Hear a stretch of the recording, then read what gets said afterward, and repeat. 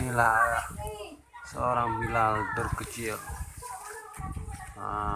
Bilal masjid terkecil di Aceh yang lagi membersihkan musala, yaitu tempat ibadah. Ini dia merasa malu saat saya mengambil videonya karena dia tidak pakai baju. Ya, inilah dia bernama Sirajul. Dia merasa malu dan dia akan memutam di belakang tamis. Belakang tamis.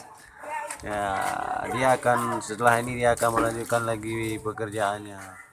Ya, ini dia. Ya, mau ngambil lagi penyapu.